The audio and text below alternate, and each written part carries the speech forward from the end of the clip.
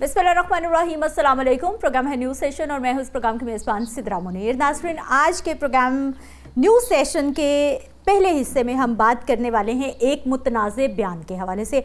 वज़ीर तालीम हैं और अचानक से आई डोंट नो उनकी ज़बान फिसली है या वाकई उन्होंने कोई तहकीक की है किसी वजह से, किसी वाक़े के किसी मामले के बाद जो है उन्होंने एक ऐसा बयान दे दिया है कि असातिज़ा परेशान, बल्कि असातिज़ा रोड्स पर निकल आए हैं, एहतजाज कर रहे हैं। उन्होंने कहा है जी, उन्होंने एहतजाज करते हुए कौम के मेमारों को चोर बना दिया है। उन्होंने कहा जी, ये जो कौम के मेमार असातिज़ा हैं, स्पेशली सरकारी असातिज़ा के बारे में उन्होंने कहा कि ये तो स्कूल से जाते हुए पंखे भी उतार के ले जाते हैं। जब ये बयान सामने आता है सारे असातिज़ा परेशान हो जाते हैं कि भाई हम लोग आपको पंखे चोर लगते हैं, हमने बच्चों की क्या तरबियत करनी है। वो नाराज़ हो जाते हैं और फिर एक मुहिम शुरू होती है माफ़ी मांगने की कि वज़ीर तालीम साहब को चाहिए, सिकंदर हयात साहब को, कि वो माफ़ी मांगे और उसके बाद वो ऐवान में बैठ सकते हैं। वज़ीर तालीम की जानिब से कहा क्या गया था, पहले वो सुन लीजिए। 100 और निकले 40 और निकले 60। क्या मैं गलत कह रहा हूँ? बिल्कुल सही कह रहे हैं। सही कह रहा हूँ। सही कह रहे हैं। और जाते हुए पंखा उतार लेना, टूटियां उतार लेना, ये मैं गलत कह रहा हूँ? प्लास्टिक वाली तो टूटी भी। बताएं कौन से मुल्क का उस्ताद जाते हुए स्कूल का पंखा उतार के ले जाते हैं? We love all the teachers, however, अगर कोई उस्ताद चीटिंग में मुलव्वस होगा, अगर किसी उस्ताद का रिजल्ट हॉरेबल होगा, तो इट इज़ आवर जॉब कि हम उनके निज़ाम की बेहतरी के लिए सज़ा और जज़ा जिस निज़ाम में नहीं होती वो कभी नहीं चल सकता। So we love all the good teachers but bad teachers will have to go, because हमने अपने बच्चों की तालीम दुनिया की बेस्ट ग्लोबल एजुकेशन करनी। मिनिस्टर एजुकेशन साहब का आपने पहले वाला बयान भी सुना और बाद वाला भी, यानी वो स्टेज पे खड़े हुए सवाल करते रहे, क्या मैं गलत कह रहा हूँ? बहुत सारे लोगों ने कहा भाई पंखा चोर कह रही है आप, टूटी चोर भी कहेंगे, ये तो टूटियां भी उतार के ले जाते हैं। असातिज़ा के बारे में बात हो रही थी, लेकिन मिनिस्टर साहब ने बड़ी खुशी खुशी जो है वो कहा कि ये पंखे ले जाते हैं। उन्हें लगा कि लोगों की जानिब से इसकी तायीद आ रही है। लेकिन थोड़े दिन के बाद जब एहतजाज शुरू हुआ, मामला शुरू हुआ, तो फिर मिनिस्टर जो एजुकेशन है उन्होंने असेंबली फ्लोर पे खड़े होकर कहा कि मैं ये सबके बारे में बात नहीं कर रहा था, बल्कि मैं ये कुछ असातिज़ा के बारे में बात कर रहा था जो कि इस तरह की एक्टिविटीज़ में मुलव्वस रहते हैं। अब सवाल सबसे बड़ा ये है कि कॉलमिस्ट, मुझे तौफीक भट्ट साहब याद आ गए फ़ौरन से पहले कि उन्होंने भी कुछ ब्यूरोक्रेट्स को ब्यूरोक्रेट लिखा था, लेकिन आपने NCCIA का नोटिस भेज दिया और मिनिस्टर साहब एक स्टेज पर, इतनी बड़ी आपके पास डेजिग्नेशन है और आप असातिज़ा को चोर बना रहे हैं, आप उनको पंखा चोर कह रहे हैं। मिनिस्टर्स क्या क्या ले जाते हैं, बहुत बड़ा क्वेश्चन मार्क है। और फिर मोस्ट इंपॉर्टेंट चीज़ कि NCCIA का कोई, पंजाब असम्बली का, इनको कोई नोटिस क्यों नहीं गया, इनके खिलाफ क्या कार्रवाई हो रही है? सिर्फ असातिज़ा ही बेचारे सड़कों पे निकले हुए अपनी इज्जत बचाने के लिए, या फिर कोई और इदारा भी एक्टिव हुआ है कि कम अज़ कम मिनिस्टर एजुकेशन को ऐसी बात नहीं करनी चाहिए थी? बात करेंगे जी। जावेद इकबाल साहब सीनियर सहाफ़ी हमारे साथ मौजूद है। अस्सलाम वालेकुम सर। आप मुस्कुराते जाइए और बस देखते जाइए कि क्या क्या हो रहा है। देखते जाएं, शर्माते जाएं, अच्छा, आगे बढ़ते जाएं। हाँ, वो बेचारे जो है वो असातिज़ा को उन्होंने कह दिया जी ये पंखे ले जाते हैं। मिनिस्टर्स क्या क्या ले जाते हैं, कैसे कैसे स्कैंडल्स आते हैं, उन पे आप बात नहीं कर रहे? जी बहुत शुक्रिया मैडम मुनीर। बात तो सच है लेकिन है रसवाई की। इसको मैं दो हिस्सों में तकसीम करूँगा। इस सारे मिनिस्टर साहब ने जो कहा, जो फरमाया, जो चोर कहा कौम के ममारों को, दो हिस्सों में तकसीम करेंगे। लेकिन उससे पहले मैं आपको ब्रेकिंग न्यूज़ देना चाह रहा हूँ। हर प्रोग्राम में जितनी देर मैं हूँगा आपके साथ, प्रोग्राम का आगाज़ इंशाअल्लाह एक ब्रेकिंग न्यूज़ से करेंगे।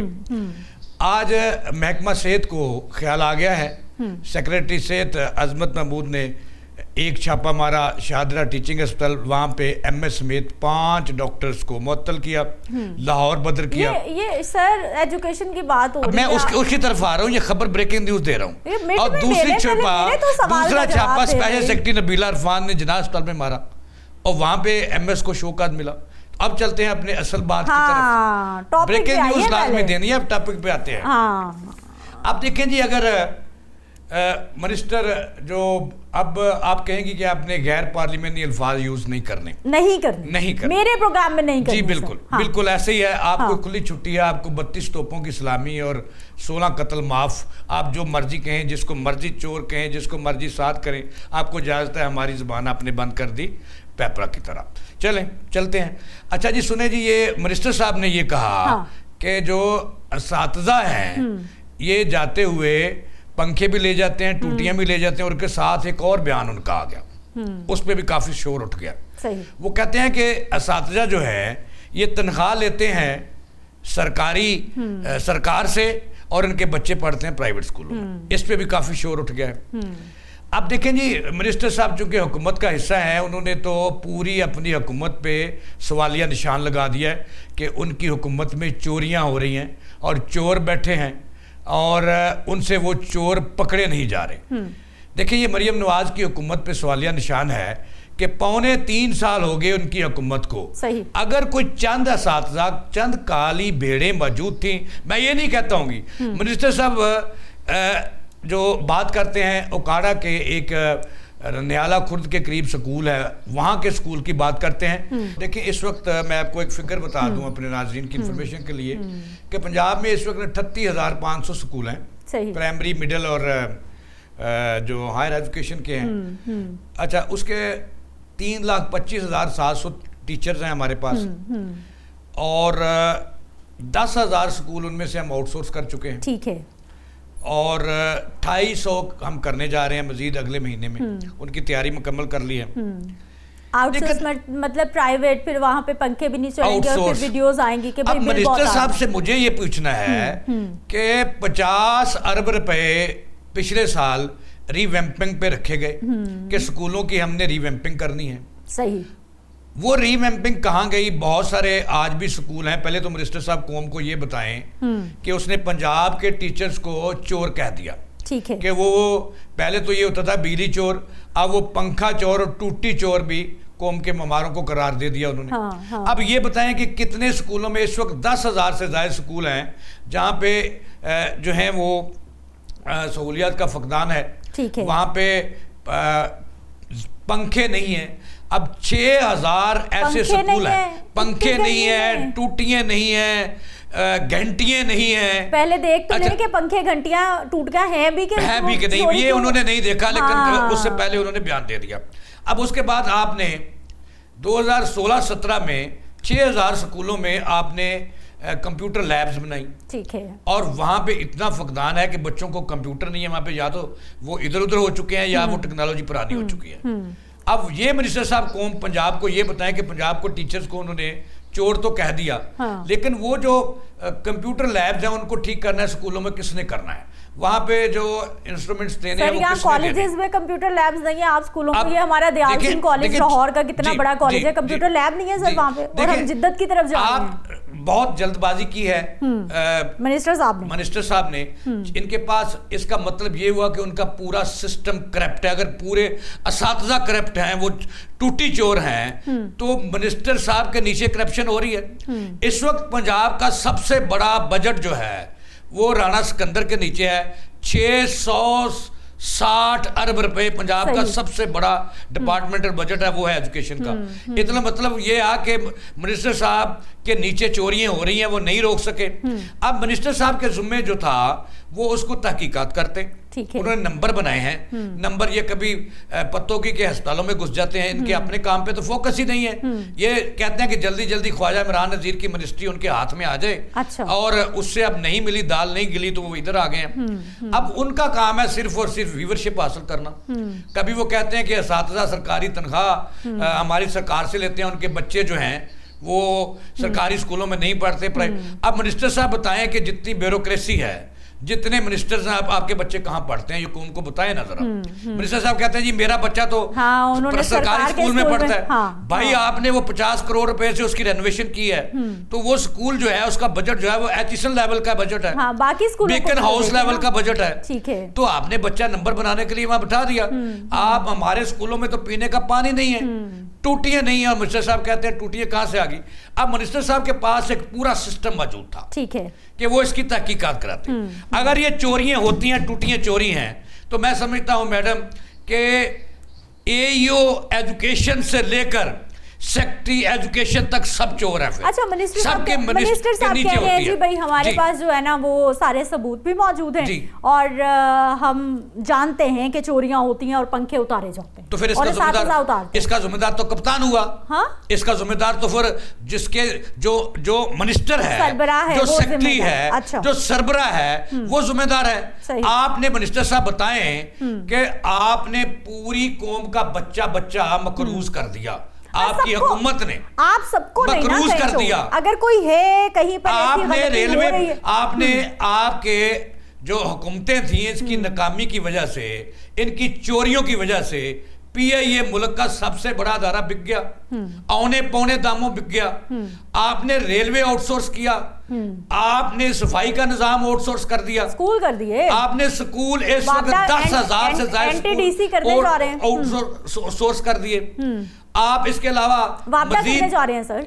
ये करने जा रहे हैं। हाँ, 3 इसका डिस्कोर्स। मतलब है कि ये मैं समझता हूं मैडम कि ये हुकूमत का फेलियर है। सही। राणा सिकंदर जैसे मिनिस्टर जो टीचर्स बिठाए क्या हुए कह रहे हैं? अब मैं उनका देख रही हूँ कि फेलियर है। मुख्तलिफ बट इलाकों से टीचर होंगे, टीचर्स रोड पे निकले उनको हैं। लटका दे। 3.5 लाख टीचर तो चोर नहीं हो सकते। हाँ। अगर असेंबली का एक मिनिस्टर या एक एमपी गलत है या वो चोरी में मुलव्वस है, इसका मतलब हम या सबको कहना एक शुरू कर चद्दर दें। जो था वो इश्क मशूकी करते हुए पकड़ा गया, हरासमेंट करते हुए तो सर, इसको हरासमेंट करते पकड़ा हाँ। गया, तो मैं क्या कह दूं कि पूरी पंजाब असेंबली चोर है। हाँ। तो टीचर जो और है, सर फिर तौफीक भट्ट साहब मुझे याद आ जी। गया, यानी हम एक लफ्ज ब्यूरोक्रेट की जगह हमने ब्यूरोक्रेट लिख दिया तो आपने तूफान उठा दिया, तूफान बर्पा कर दिया। हमें नोटिस आ रहे हैं कि आपने ऐसा क्यों किया। आपको क्यों नहीं नोटिस आ रहे फिर? सही। अब यहाँ पर भी तो कुछ की बात हो रही है ना, लेकिन आपने जी देखें, मैं समझता हूं कि इस मुल्क में जितना बड़ा चोर है उतना ही बड़ा वो साथ है, उतना ही बड़ा शरीफ है।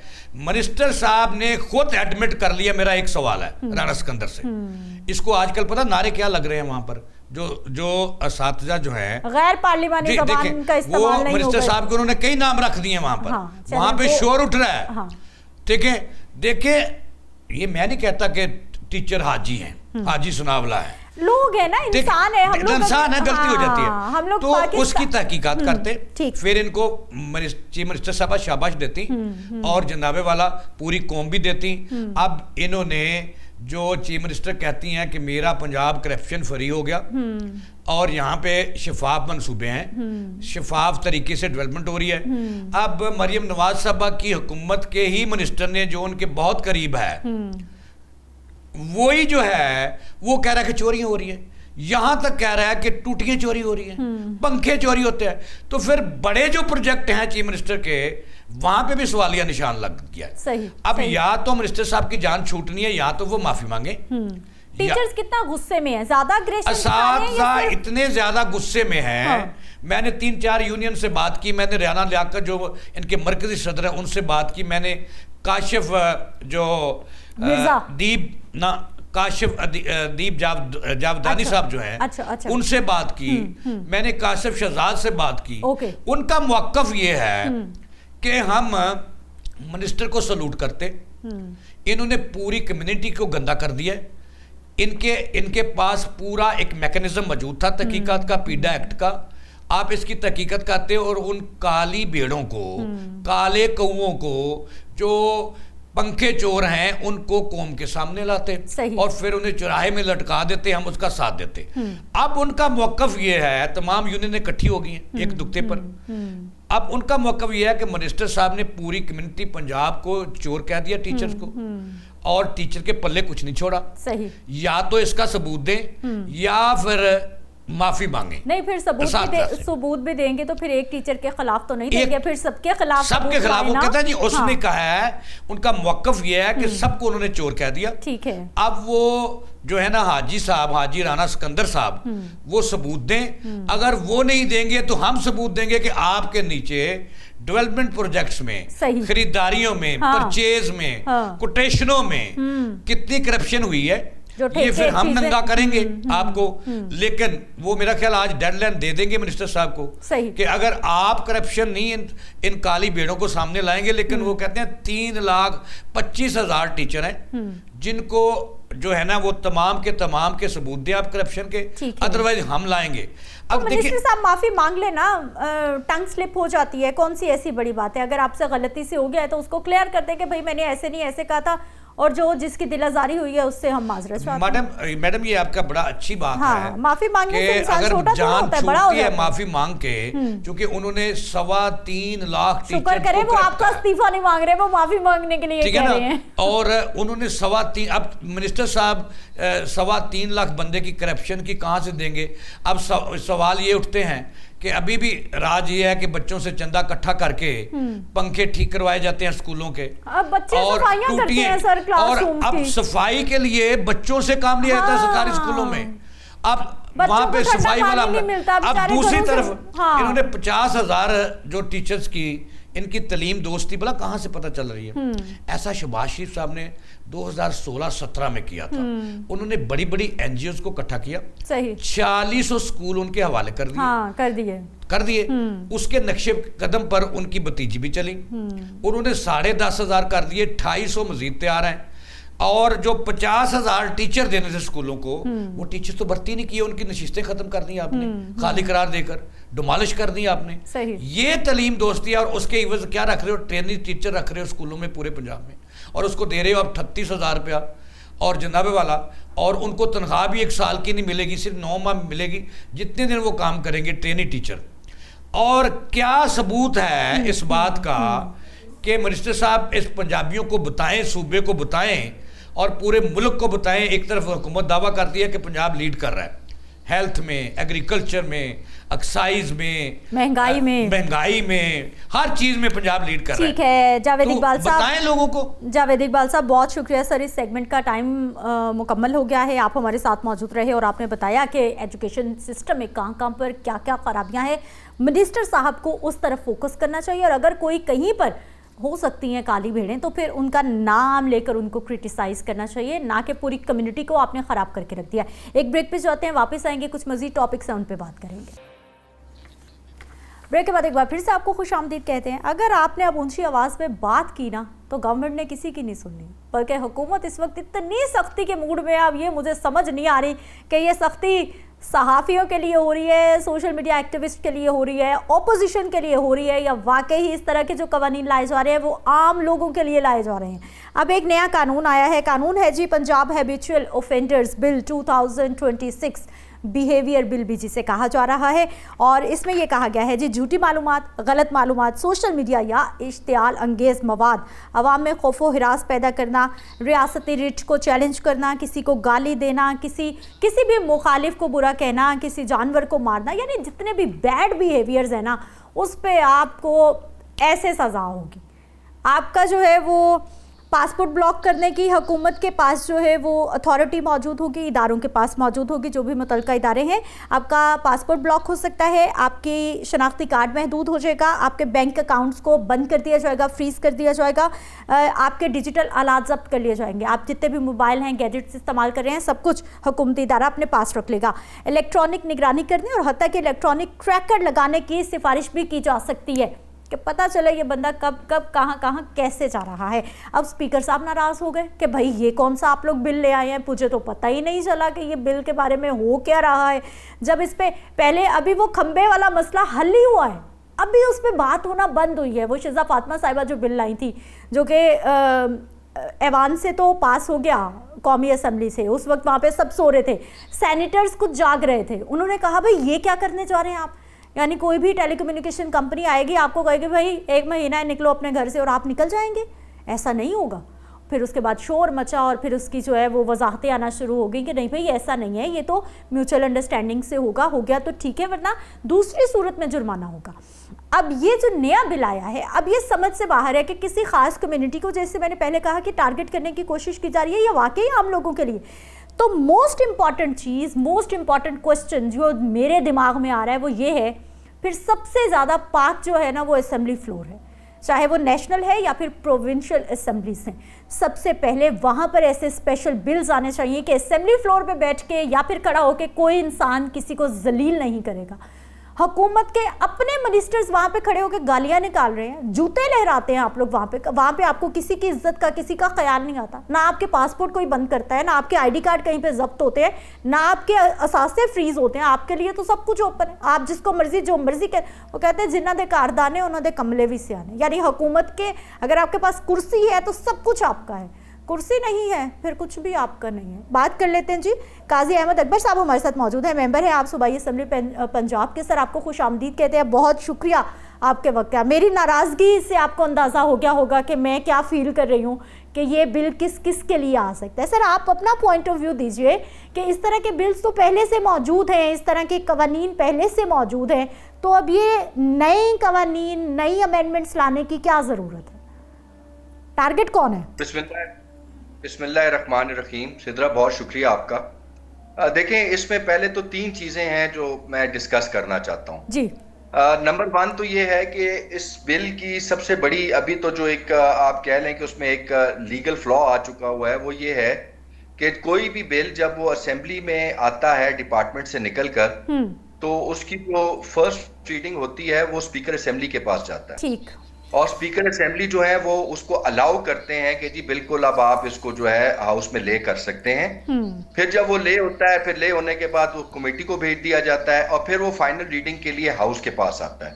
तो लिहाजा जो पहला स्टेप था वो ही नहीं लिया गया। कल स्पीकर साहब ने लाइलमी का इजहार किया और अपने स्टाफ को उनकी बड़ी सरजनिश की और कहा कि I am taking an exception to this. तो ये तो पहले तो स्पीकर साहब को देखना पड़ेगा कि इस हवाले से उन्होंने अपने स्टाफ से क्या सवाल जवाब किए हैं और आया ये कोई होशियारी की गई है, कोई उनको बाईपास करने की कोशिश की गई है या क्या रीजन है। नंबर टू ये है कि आपने बात की कि असेंबली के फ्लोर पे, तो देखें सिद्रा, असेंबली के फ्लोर पे तमाम मेंबर्स के पास एक प्रिविलेज होता है। यकीनन देयर आर सर्टेन पैरामीटर्स जिसमें आप जजेस के ऊपर बात नहीं कर सकते, आप और भी कुछ ऐसे सब जुडिस मैटर्स के ऊपर बात नहीं कर सकते, एंड चंद एक और ऐसी चीजें। उसके अलावा जो है वो मेंबर्स के पास प्रिविलेज मौजूद है, वो किसी भी टॉपिक पे बात कर सकते हैं। तो लिहाजा ये बिल आता है या नहीं आता, दोनों सूरतों में ये हाउस में बैठे मेंबर्स को किसी हवाले से भी अफेक्ट नहीं करेगा, चाहे वो ऑपोजिशन के हों या चाहे वो गवर्नमेंट के हों। काजी अहमद साहब, आप असेंबली फ्लोर पे किसी को हरेस करें, आप हेट स्पीच करें, आप नाम ले लेके जो है वो ऐसे ऐसे नारे लगाएं, इजाजत है? कोई कानून नहीं रोकेगा? नहीं, ये प्रिविलेज मौजूद है जी मेंबर्स आईने के पास। पाकिस्तान की किताबें उठाकर आप लोग जो है वो उसकी बेहुरमती करें और ऐसे ऐसे आप सिग्नल से इशारे दें, वो सब कुछ इसका मतलब है इजाजत है? तो फिर सबसे पहले इस कानून को बदल लेना चाहिए, आपको नहीं लगता? नहीं, देखिए ना, गैर पार्लिमानी कोई जेस्चर है जिसे आप इशारा कह रही हैं, जी जी। गैर पार्लिमानी कोई लफ्ज है, ये दोनों सूरतों में काबिल कबूल नहीं है हमारे रूल्स के मुताबिक। ठीक। और असेंबली के जो रूल्स हैं और रूल्स ऑफ प्रोसीजर्स जो हैं, तो लिहाजा ये तो बिल्कुल इसको तो डिस्कस करने का फायदा ही कोई नहीं, बिकॉज ये चीजें बड़ी क्लियर हैं और इसमें प्रेसिडेंसेस भी मौजूद हैं जहां पे स्पीकर ने उसके ऊपर लोगों को सस्पेंड भी किया है और स्पीकर ने उसके ऊपर लोगों को टेम्पररी सस्पेंशंस भी दिए हैं और स्पीकर्स ने लोगों को हाउस से बाहर जाने का भी कहा है। सार्जेंट एट आर्म्स को कहा है कि जी इनको बाहर छोड़कर आए हाउस से। तो मैं समझता हूँ कि वो तो that goes without saying. But सवाल ये पैदा होता है कि ये जो बिल है, ये जब अभी तो चले एक वैसे ही वो डिस्प्यूट में आ चुका हुआ है, बट जब वो हाउस में आता है और अगर वो एक्ट बनने जाता है तो उसमें प्रॉब्लम्स क्या है? सही। मैं ये समझता हूँ, देखिए, as a Pakistani, as a member of Punjab citizen या as member of Punjab assembly, जो आपके क्राइम्स हैं जिसमें गैम्बलिंग है, जिसमें प्रोस्टिट्यूशन है, जिसमें आपकी डकैतियां हैं, जिसमें आपकी ऑनलाइन हरेसमेंट है, जिसमें आपके साइबर क्राइम्स मौजूद हैं, ये एक लिस्ट है। उनकी तो खैर कोई भी मुखालफत नहीं करता, लेकिन जब बात आ जाती है कि सोशल मीडिया के ऊपर एक ऐसा बिहेवियर, तो उसमें तो देखें, सबसे पहले तो आपकी मुखालिफ पॉलिटिकल पार्टीज, फिर उसके बाद आपके जर्नलिस्ट, ये डायरेक्ट अंडर अटैक आ जाते हैं। और इसमें बड़ा इंपॉर्टेंट है कि जब आप कहते हैं कि सोशल मीडिया पे कोई अनवांटेड कंटेंट जो कि हेट्रेड वहां पे फैला रहा हो, जो मिस इन्फॉर्मेशन फैला रहा हो, उस सूरत में आपने उसको एक बड़ी ब्लैंकेट अप्रोच के साथ इस बिल का हिस्सा बना दिया हुआ है मैं समझता हूं कि सबसे इंपॉर्टेंट बात यह है कि जब आप डेफिनेशंस दे रहे होते हैं तो वहां पे आप false information, misinformation, hatred information, इसको आप बकायदा डिस्क्राइब करें। और डिस्क्राइब करने के बाद ताकि बड़े क्लियर पैरामीटर्स मौजूद होने चाहिए कि एक शख्स जो है वो किस अंदाज में सोशल मीडिया के ऊपर बात करेगा और किसके खिलाफ करेगा। लेकिन इस तरीके से तो एक शख्स लिख देता है कि जी सुथरा पंजाब जो है उसमें करोड़ों और अरबों की करप्शन हो रही है, तो उसको मिस इन्फॉर्मेशन कंसिडर करके क्या आप एक आम पाकिस्तानी की आवाज दबा देंगे इस कानून के तहत? अगर आपका टारगेट ये है कि आपकी गलत पॉलिसियों पे कोई बात ना करे, अगर आपका टारगेट ये है कि आपकी जो मिस मैनेजमेंट है, जो आपकी मिस फाइनेंशियल मिस अप्रोप्रिएशंस हैं, उनके ऊपर अगर कोई बात ना करे और आप उसको मिस इन्फॉर्मेशन में डालकर उनके खिलाफ एक्शन करें, तो फिर तो मैं समझता हूं कि ये बिल जो है ये आपको वापस गोरे के जमाने में लेके जा रहा है, कॉलोनियलिज्म में लेके जा रहा है, जहां पे एमपीओस का इस्तेमाल आज भी होता है, लेकिन उस टाइम एमपीओ का इस्तेमाल किसी और अंदाज में होता था, आज किसी और अंदाज में हो रहा है। काजी अहमद साहब, एक तो ये जितने भी आपने पॉइंट बताए हैं बिल्कुल कि क्या किसी खास कम्युनिटीज को टारगेट करने के लिए ये बनाया गया है, क्योंकि हमारे यहाँ आप किसी चौक चौराहे गली मोहल्ले कहीं पे खड़े हो जाए, वहां पे गाली देना तो कल्चर का हिस्सा बन चुका है, दूसरे को जलील करना तो कल्चर का हिस्सा बन चुका है। इसका मतलब है कि आधे पाकिस्तान का पासपोर्ट या फिर आप उसका आईडी कार्ड तो खड़े खड़े ब्लॉक कर देंगे। और दूसरा मोस्ट इंपॉर्टेंट एलिमेंट सर, ये इंटेलिजेंस कमेटी बनाई जा रही है। इस तरह के मामला, डेफेमेशन के मामला हों या फिर दूसरे मामला हों, तो पहले अदालतों में जाते थे, इदारे मौजूद हैं, हर जो भी क्राइम होता है, चीज़ें होती हैं, अदालतें मौजूद हैं, मुतलका इदारे मौजूद हैं, लेकिन सर डीसी को इख्तियारात दिए जाएंगे, इंटेलिजेंस कमेटी बनाई जाएगी। इसका मतलब है कि हमारा सिस्टम फेल हो रहा है कि हम लोग कमेटियां बनाते जा रहे हैं, वो अपने तौर पे जो है वो फैसले करेंगे फौरी। देखिए, सिस्टम तो फेलियर की तरफ जा चुका हुआ है, जहां पे लोकल गवर्नमेंट कम्युनिटी डेवलपमेंट की मौजूदगी में पैरा को आप ले आए, सुथरा पंजाब को ले आए, जबकि ये एम्बेट LGCD डिपार्टमेंट का है। इसी तरीके से आप CCD ले आए सर पंजाब पुलिस पे, पुलिस, प्रोसिक्यूशन और जुडिशरी होते हुए आप CCD को लेकर आ गए। तो टेक्निकली डिपार्टमेंटल कैनिबलाइजेशन तो इस हुकूमत ने शुरू कर दी हुई है, और ये मैं समझता हूं कि बड़ी तेजी से अपने ही एक बनाए हुए सिस्टम को अपने ही हाथों से उजाड़ने का एक बड़ी रफ्तार के साथ एक सिलसिला जारी है। इसी तरीके से इस बिल के तहत जो है एक देखें, इस बिल में जो सबसे बड़ा फ्लॉ क्या है सिद्रा, वो ये है कि जुडिशियल ओवरसाइट है ही नहीं जी। सबसे पहले आपकी मौजूद है डिस्ट्रिक्ट इंटेलिजेंस कमेटी, जिसको डिप्टी कमिश्नर हेड कर रहे हैं। फिर आप अपील में जा रहे हैं डिविजनल इंटेलिजेंस कमेटी, जिसको कमिश्नर लीड कर रहे हैं। फिर आप प्रोविंशियल उसमें कमेटी में जा रहे हैं, और फिर अल्टीमेटली आप ट्रिब्यूनल में जा रहे हैं। अदालत तो कहीं पे मौजूद ही नहीं है, और ना ही आपने बुनियादी हक ले लिया ना हमसे, अदालत में जा सके। यस काजी साहब, इसका मतलब है कि जो शहरियों का बुनियादी हक है कि कोई भी मामला होता है, इवन के कोई इदारा भी होता है, तो उसके खिलाफ भी हम अदालत जा सकते हैं, हम रिट दायर कर सकते हैं कि फलां इदारे ने हमारे साथ ये किया, फलां शख्स ने ये किया। लेकिन इस सारे सिस्टम में मोस्ट इंपॉर्टेंट चीज तो सजाओं में आती है कि आपको हक ही नहीं दिया जा रहा कि आप अदालत के दरवाजे तक भी पहुंचे। I hope I am not miss coating, लेकिन आर्टिकल 25 ऑफ कॉन्स्टिट्यूशन के ये पूरा बिल ही अल्ट्रा वायर्स है, अपनी जुडिशियल ओवरसाइट के मिस होने की वजह से। और दूसरा, जो आपको फ्रीडम ऑफ स्पीच और फ्रीडम ऑफ एक्सप्रेशन जो कॉन्स्टिट्यूशन ऑफ पाकिस्तान देता है, ये उसको भी डायरेक्टली इंपैक्ट कर रहा है। सो टेक्निकली देखें, ये कौन सी हुकूमतें इस किस्म के बिल्स लेकर आती हैं, इनको ड्रैकोनियन लॉज कहते हैं। ये कोई पहली बार पाकिस्तान की तारीख में नहीं आए, लेकिन ये क्यों आते हैं? ये तब आते हैं जब हुकूमत को ये पता हो कि अवाम उनके खिलाफ है, जब हुकूमत को पता हो कि majority of the public mandate is against them. जमूर की जो उमंगे हैं, उनकी तर्जुमानी ना पार्लियामेंट में हो पा रही है, ना गवर्नमेंट में हो पा रही है।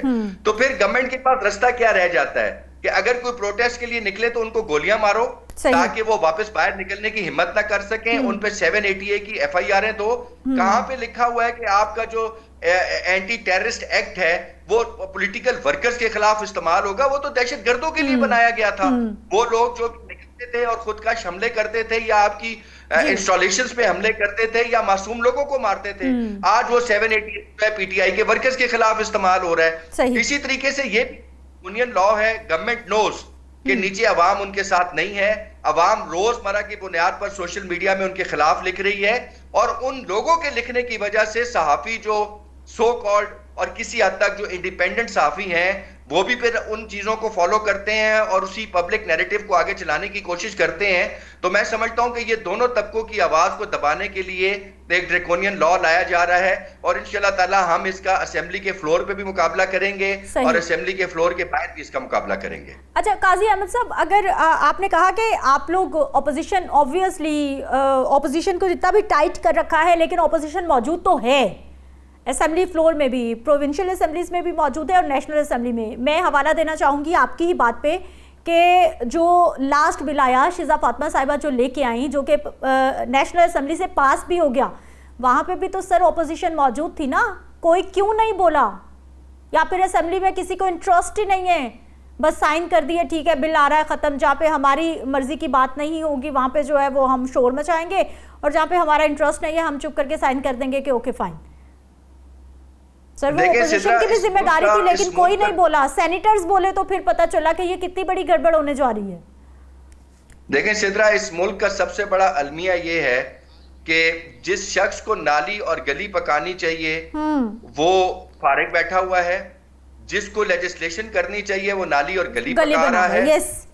और ये सारा प्रोसेस इसी तरीके से चल रहा है। एमपीएस आप देखें, आप हाउस में जो लेजिस्लेशन होती है 95% of the members don't even know कि ये लेजिस्लेशन क्या हो रही है, उनका कोई इंटरेस्ट नहीं होता। और खास तौर पे सर 95% इन नेशनल असेंबली बात कर रहे हैं आप? मैं नेशनल प्रोविंशियल सारी असेंबलीज की बात कर रहा हूं कि 95% लोगों को पता ही नहीं होता कि बिल में क्या है। और मुझे दुख इस बात का है कि चले ऑपोजिशन तो ऑपोजिशन, मैं हैरान होता हूं कि गवर्नमेंट में बैठे जो सबसे ज्यादा गले फाड़ फाड़ कर आयज कर रहे होते हैं और उस बिल की तस्दीक कर रहे होते हैं और उसके ऊपर अपनी रबर स्टैंप लगा रहे होते हैं, हाँ। उनसे अगर आप खड़ा करके पूछें कि भाई बिल है क्या, तो उनमें से 95% ने वो पढ़ा भी नहीं होता। सिर्फ पार्टी की एक डायरेक्शन आ जाती है और उसके ऊपर वो सारे जो है वो आयस के नारे लगा रहे होते हैं। तो ये एक बहुत बड़ा अलमिया है कि जिसको जो काम करना चाहिए काम कर नहीं रहा। सॉरी टू इंटरप्ट, आपने कहा कि गवर्नमेंट को ज्यादा पता होना चाहिए। मुझे लग रहा है कि जब भी कोई तरमीमी बिल आता है, कोई एक्ट आता है, तो मुझे ऐसा लगता है, ये मेरी पर्सनल राय है, कि ऑपोजिशन को ज्यादा पता होना चाहिए। ऑपोजिशन के पास तो राइट है ना, वो क्वेश्चन मार्क लगाती है, वो तो ढूंढ रही होती है कहाँ पर लूप होल्स हैं, गवर्नमेंट क्या करने जा रही है, हर चीज़ को देखें, कौन सा नया कानून कैसे आ रहा है। इस पे सर किसी ने बात नहीं की, मीडिया की जानिब से इसको हाईलाइट किया गया, डॉन की जानिब से, न्यूज़ चैनल की जानिब से, इस पेपर की जानिब से सबसे पहले रिपोर्ट किया गया, उसके बाद इस पे बात होना शुरू हुई। सर सिद्रा, आपकी बात ठीक है, मैं आपके चैनल को इस पे खराज तस्लीम भी पेश करता हूँ। You were the first one to do a programme on it and you were the first one to break that news, फिर उसके बाद followed by Dawn and then other papers. देखिए मैं यहाँ पे एक सच बोलूंगा, किसी को अच्छा लगे या बुरा लगे, आपने पीटीआई के तमाम एमएनएज, एमपीएज और सेनेटर्स को तो कमेटी से विड्रॉ करवा दिया हुआ है। सही। वो वहां पे लेजिस्लेशन की जो सबसे इंपॉर्टेंट आपका जो स्टेप होता है वो कमेटीज होती हैं, बिकॉज हर बिल ने ले होने के बाद कमेटी स्टेज में जाना होता है। तो चूंकि हम कमेटीज में नहीं थे तो हमें भी नहीं पता चल सका। अगर हम कमेटीज में बैठे तो शायद हम इसको वहीं पे फाइट करते और हम इसकी मुकम्मल तैयारी करते और हमें आपसे बहुत पहले इसको मीडिया में ले आते। तो ये एक बहुत गलत फैसला हमारी जमात की तरफ से हुआ है, लेकिन मुझे अफसोस इस बात का है कि गलत फैसला तो हो गया, लेकिन उसको रिवर्स करने की भी किसी में हिम्मत ताकत नहीं है। ये बड़ा अनफॉर्चुनेट है। और आगे जब मैं चलता हूं तो फिर मैं कहता हूं कि अगर चले ऑपोजिशन इस हवाले से नाकाम हो गई तो मैं खराज तहसीन पेश करता हूं आप जर्नलिस्ट को कि आप लोगों ने इसकी आवाज उठाई, तो खुशी इस बात की है कि चले कहीं से तो आवाज उठी। सिर्फ इस वक्त नहीं, बल्कि जो मैं शिजा फातिमा साहिबा आईटी का जो बिल आया था जिसके बारे में मैं पहले बात करी थी, मुतनाज़ बिल, वो भी रऊफ क्लासरा साहब ने सबसे पहले रिपोर्ट किया उसको, वो भी मीडिया की जानिब से बताया गया कि भाई कोई ऐसा बिल आ रहा है, ये गड़बड़ होने जा रही है। फिर बात होना शुरू हुई और सर ये तकरीबन कोई मेरा ख्याल है 2 हफ्ते के दौरान ये दूसरा ऐसा मामला हो गया है। तो जो हमारे नुमाइंदगान हैं जिनको हमने वोट दिया है, जैसा आपने भी कहा कि 95% जो मेंबरान हैं उनको पता ही नहीं होता कि कौन सी लेजिस्लेशन होने जा रही है। हाँ, उनको 28वीं तरमीम का सिर्फ पता होता है, उनको 27वीं तरमीम का पता होता है जहाँ पे उनके अपने इंटरेस्ट होते हैं। पब्लिक के लिए क्या होने जा रहा है किसी को कुछ नहीं पता। इसीलिए मैं आपसे पहले भी यही बात की थी कि कमेटी से निकलना बहुत बड़ी मिस्टेक थी। सही। और ये गलत फैसला था और उसका खमियाजा जो है वो सिर्फ हमने नहीं भरना, उसका खमियाजा पूरी कौम ने भरना है। यस। तो मैं समझता हूँ कि इस पे नजरसानी होनी चाहिए। अगर आप चाहते हैं कि पीटीआई जो है वो एक्टिवली परसू करे अपनी लेजिस्लेशंस में और अपने एक ऑपोजिशन का भरपूर किरदार अदा करे, सही। तो उसके लिए बड़ा इंपॉर्टेंट है कि हमें कमिटीज में वापस जाना चाहिए। अदरवाइज ये क्यों नहीं जा रहे सर? अपना काजी साहब, काजी अहमद साहब सर, क्यों नहीं जा रहे फिर वापस कमेटीज में? क्यों नहीं सोचा जा रहा? क्योंकि हर बात का हल आखिर वो 1 साल बाद निकले, वो 2 निकले या वो 3 साल के बाद निकले, वो टेबल टॉक से सर हर मसले का हल निकलना है। जी मैं समझता हूँ कि ये सवाल का जवाब आपको बैरिस्टर गौर, सलमान अकरम राजा और हमारी पार्टी की क़यादत दे सकती है। ये मेरा ना इख्तियार है ना मैं इस पे बोल सकता हूँ, लेकिन मैं अपनी आवाज बुलंद कर सकता हूँ, वो मैं कर रहा हूँ। सही। आपको लग रहा है कि सही चल रहे हैं आप लोग?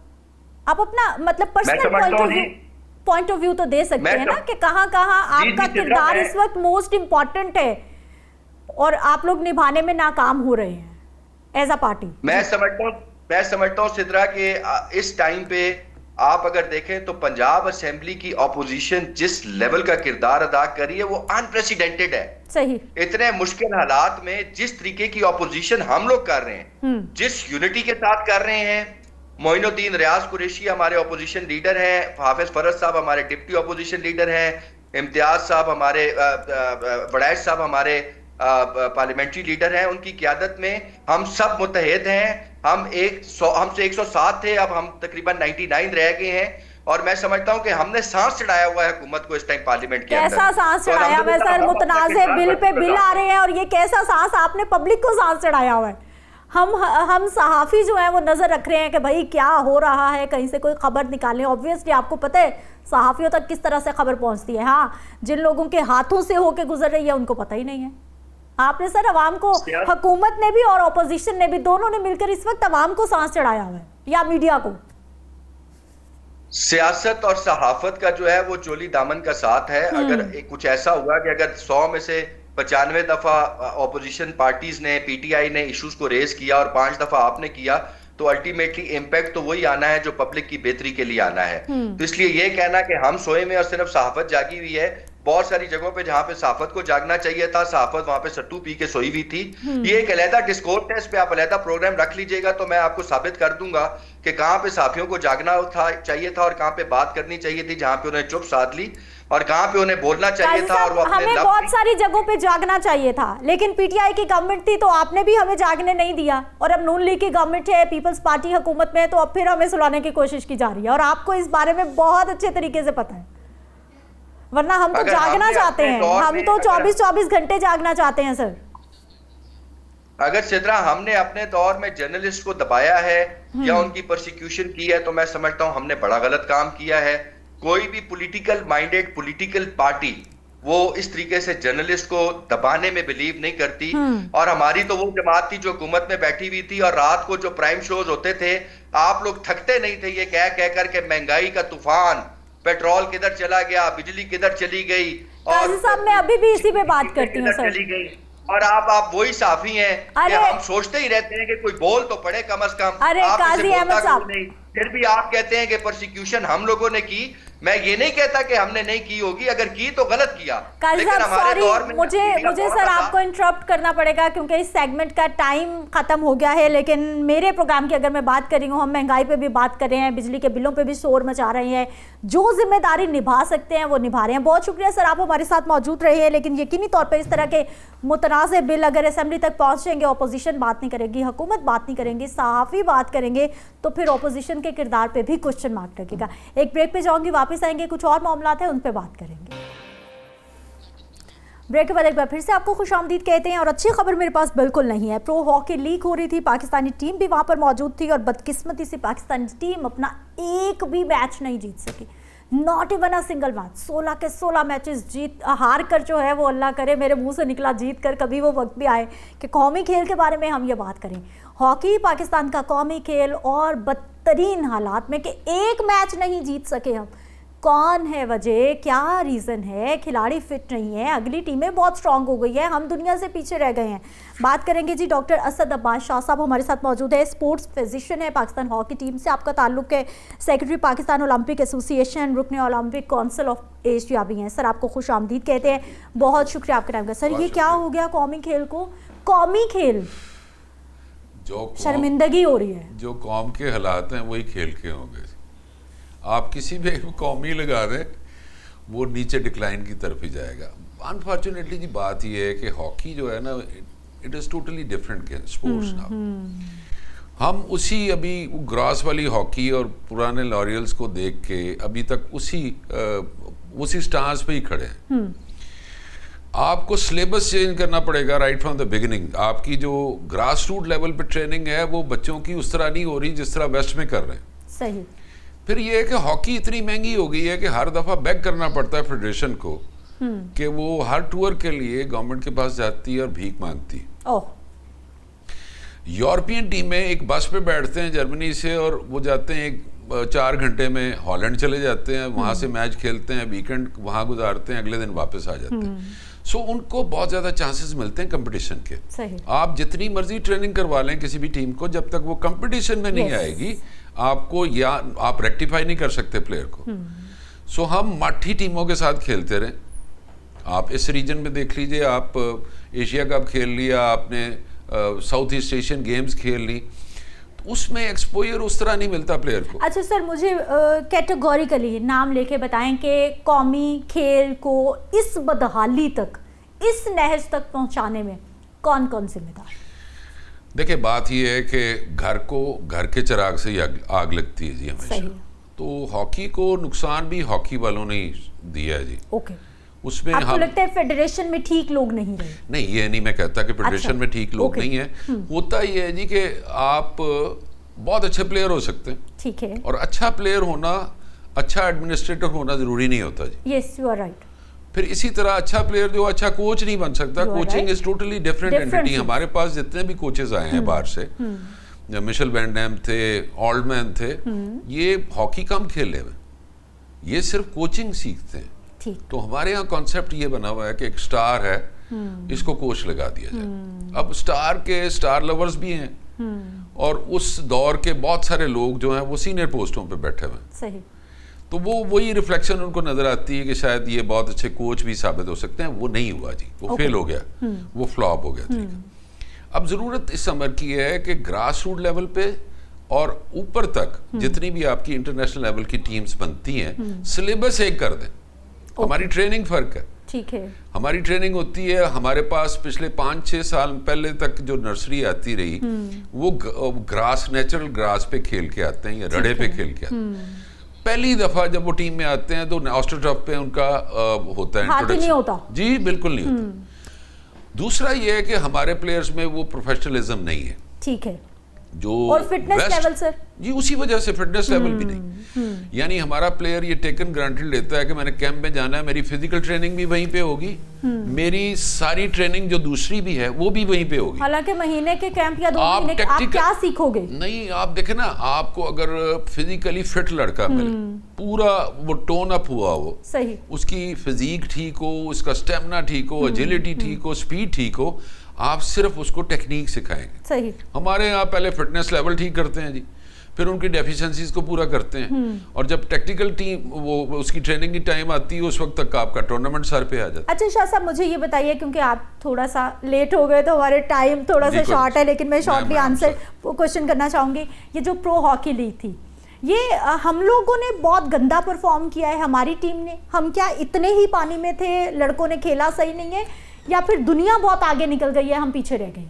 किसका ज्यादा कसूर है, ये बताइए। देखिए, दोनों एस्पेक्ट्स आते हैं। ठीक है, एक तो ये है कि दुनिया में अब जो इस किस्म की जो गेम्स है ना जी, एजिलिटी और एंड्योरेंस की जी, इसमें बहुत सारी चीजें इन्वॉल्व की हुई हैं। यानी वो सोते में भी आपकी बॉडी को मॉनिटर कर रहे होते हैं, प्लेयर की जिद्दत आ गई जी।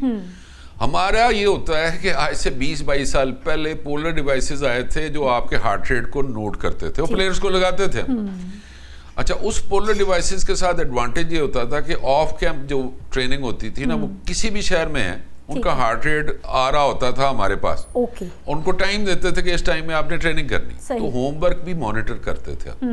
उसका एडवांटेज ये था कि हमारी कुछ टीमें, उस वक्त जो टीम थी वो बेहतर परफॉर्म करी। अब होता ये है कि वो जो मॉडर्न तरीका है उसको बिल्कुल ही रद्द करके आप फिर 1970 वाली जो हॉकी है वो ले आते हैं। सही।